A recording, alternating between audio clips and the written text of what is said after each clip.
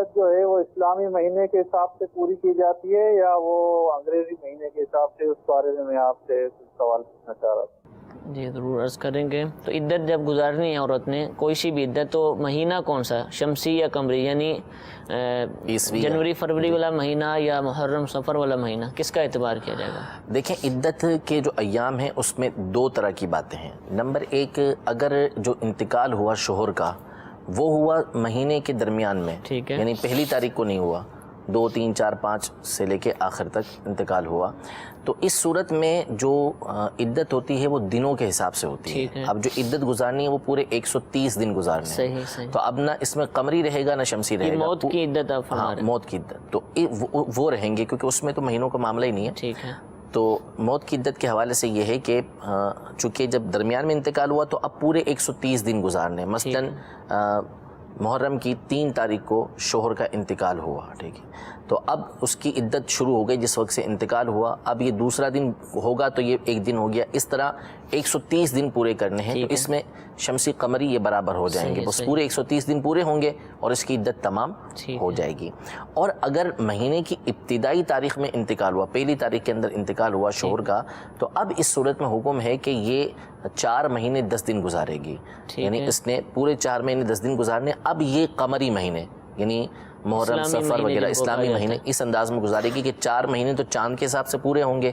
4 30 ہوتے ہیں، 29 ہوتے ہیں، جتنے بھی ہیں وہ 4 مہینے گزر جائیں گے۔ اس کے بعد جو 10 دن ہیں اس نے مزید یہ گزارنے ہیں، تو یہ پھر اس میں اسلامی مہینوں کا لحاظ ہوگا۔ البتہ یہاں پر ایک بات عرض کرتا چلوں کہ عمومی طور پر یہ بات پوچھنے کے بعد یہ لوگ یعنی یہ لوگوں کا جو مقصد ہوتا ہے وہ یہ ہوتا ہے کہ عورت عدت سے کھڑی ہو گئی، اب اس کے بعد اس نے گھر سے نکلنا ہے، اپنے بھائی کے گھر جانا ہے، یا بعض مقامات پر مسجد دکھانے کا رواج ہوتا ہے۔ تو یہ چیزیں دیکھیں عدت سے ان کا کوئی تعلق نہیں ہے۔ عدت نام ہے وقت کا، ٹھیک ہے، انتقال ہوا یا طلاق ہوئی، اس کے بعد ایک ٹائم پیریڈ کا نام جو ہے وہ عدت ہے، اور عدت کے احکام یہ ہوتے ہیں کہ اس نے گھر سے باہر نہیں نکلنا، اس نے زینت نہیں کرنی، ٹھیک ہے،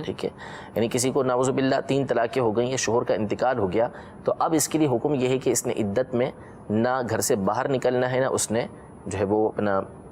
زینت کرنی ہے، میک اپ وغیرہ، فیشن وغیرہ جو معاملات ہوتے ہیں زینت کے وہ اس نے نہیں کرنے۔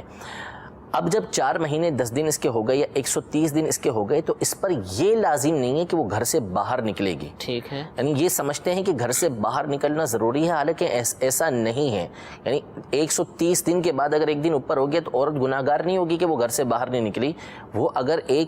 یعنی 130 دن کی جگہ 1030 دن بھی بیٹھی رہتی ہے، گھر سے باہر نہیں نکلتی کسی کام بغیر کسی وجہ کے، تو اس پہ کوئی حرج نہیں ہے، وہ گھر میں ہی بیٹھی رہے، عورت کو گھر میں ہی عمومی گھر میں ہی بیٹھنا اچھا ہے۔ تو اگر وہ باہر نہیں نکلتی تو اس میں کوئی حرج نہیں ہے، اور مسجد دکھانا، بھائی کے گھر جانا، یہ اپنی رسم نکالی بھی ہے۔ سمجھ لیا گیا کہ عدت پوری ہوگی تو ایک دفعہ باہر لازمی لے کے جانا، ایسا کچھ بھی نہیں ہے شریعت کے اندر، ٹھیک ہے، گھر کے اندر رہے گی، اور یہ سارے معاملہ۔ اچھا حضور، آپ نے یہ موت کی عدت کا بتایا، اب ضمناً طلاق کا بھی بتا دیں تاکہ سب کو معلومات حاصل ہو جائے۔ طلاق کی عدت جو ہوتی ہے وہ جو مینسس ہوتے ہیں اس کے حساب سے ہوتی ہے، حیض جس کو بولتے ہیں۔ تو جب طلاق دی تو اس کے بعد 3 حیض جو ہے یہ اس کی عدت ہوتی ہے، جبکہ وہ حاملہ نہ ہو۔ ٹھیک ہے، حاملہ اگر ہے تو چاہے موت کی عدت ہو، پریگننٹ ہے تو چاہے موت کی عدت ہو چاہے وہ طلاق کی عدت ہو، اس صورت میں تو بچے کے پیدا ہونے تک جو ہے وہ عدت رہے گی، چاہے وہ 1 دن میں پیدا ہو جائے چاہے وہ 9 مہینے میں جا کے پیدا ہو، جب بھی پیدا ہوگا تو اس کی عدت اس وقت ختم ہوگی، ہاں جب بچہ پیدا ہوگا تو۔ باقی جو اگر وہ پریگننٹ نہیں ہے تو حاملہ نہیں ہے تو اس صورت میں پھر جو طلاق کی عدت ہے وہ اس میں یہ دیکھا جائے گا کہ اس کی عمر کیا ہے۔ اگر 55 سال سے کم اس کی عمر ہے